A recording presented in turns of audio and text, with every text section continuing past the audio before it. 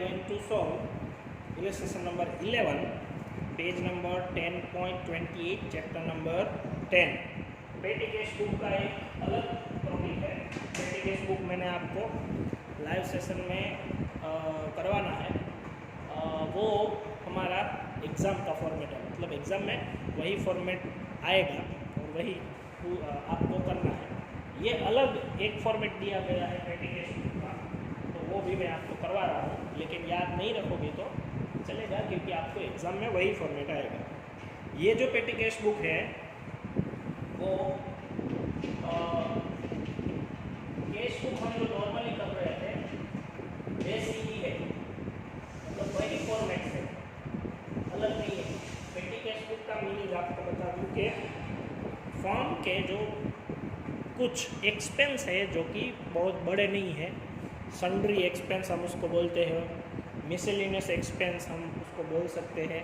छोटी छोटी चीज़ें हम परचेस करते हैं या फिर छोटे छोटे एक्सपेंसेस पे करते हैं, T, refreshment, postage, courier expense, labours, ऐसा कुछ भी हम पे करते हो तो उसके सारे अलग अलग अकाउंट मेंटेन करने के बजाय एक हम कैशियर बनाते हैं या फिर पेटी कैश का एक अकाउंट बनाते हैं। उसमें ये सब सारी चीज़ें हम मेंटेन कर सकते हैं कि उसके पीछे कितना एक्सपेंस हो रहा है। तो इसमें तो हम कैश बुक का ही फॉर्मेट बनाएंगे, लेकिन आपको एक अलग भी कैश बुक का फॉर्मेट मैंने आपको करवाया है, फिर मैं करवाऊँगा। ये आपको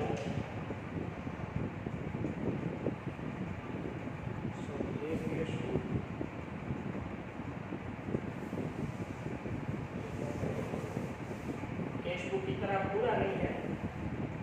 डेट के बाद में कैश फोलियो नंबर और अमाउंट लिस्ट, ये ऐसा फॉर्मेट है। कैश बुक के जैसा है, थोड़ा अलग। यहाँ पे हम रिसीप्ट लिखेंगे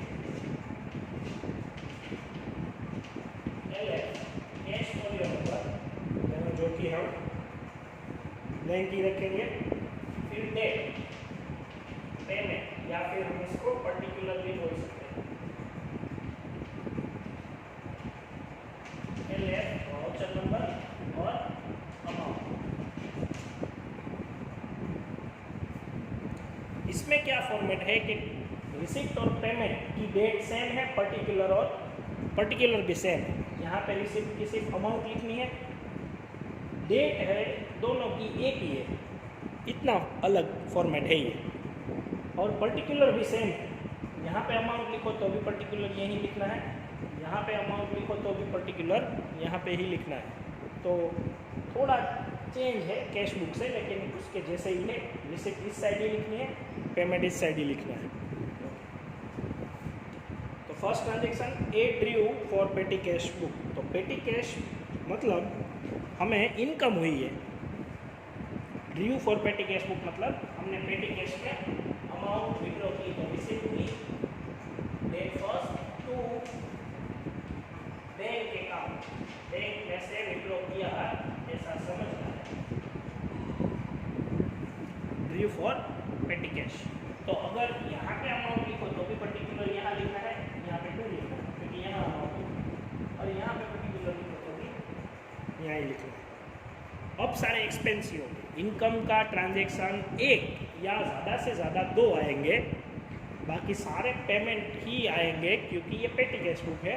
एक साथ अमाउंट हम ले लेते हैं पहले, फिर उसमें से छोटे छोटे एक्सपेंसेस करते जाते हैं। तो एक या दो बार ही रिसिप्ट होगी और बाकी सारे पेमेंट होंगे। थर्ड पेड फॉर पोस्टेज, तो यहाँ पे 3 लिखना है और bye postage account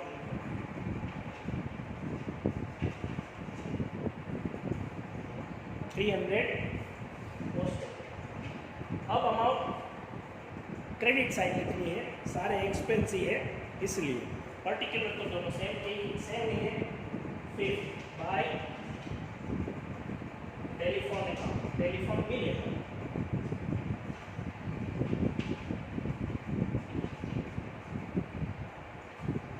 telephone bill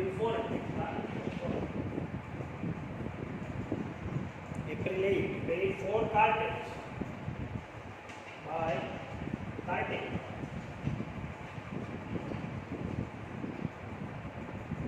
One for and by postage. Postage from 200. यहाँ पे 200. सारे एक्सपेंस क्रेडिट ही होते हैं क्योंकि हम उसको पे करते हैं, तो हम क्रेडिट साइड ही लिखेंगे. 12 पेड फॉर सन्ड्री. सन्ड्री मतलब अलग अलग एक्सपेंस पे किए बाय सन्ड्री एक्सपेंस.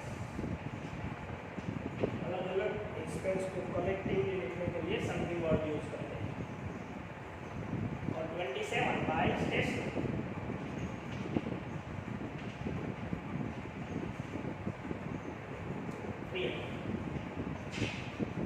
ओके, तो इसका अब हम इस जो कैश बुक में हम करते थे वही चीज़ यहाँ पे भी करेंगे.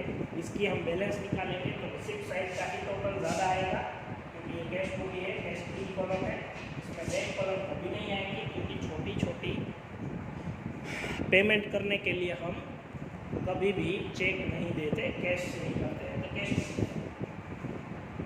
उसके बाद ये फिफ्थ जो है 5000 वो यहाँ पे ले जाएंगे हम 5000 और ये सारे एक्सपेंसेस उसमें से माइनस करेंगे.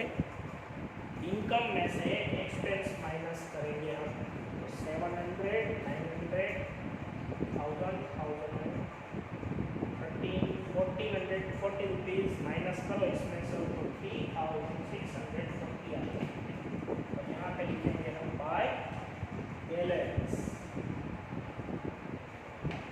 ओके, लास्ट डेट अप्रैल है तो 30 आएगी.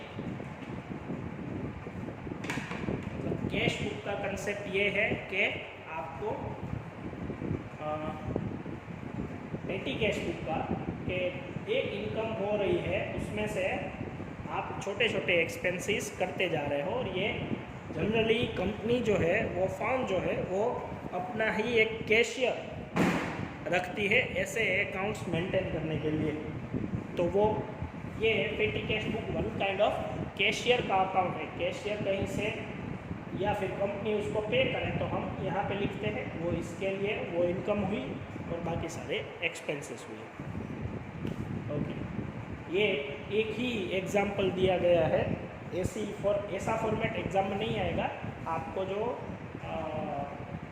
दूसरी वाली जो हॉरिजॉन्टल कराई है आपको पेटी cash book account wise column रखने के लिए, वही आपको करनी है. और वो भी एक ही दी गई है, एनालिटिकल कैश बुक उसको बोलते हैं. और वो भी एक ही एग्जाम्पल दिया गया है. Okay, thank you.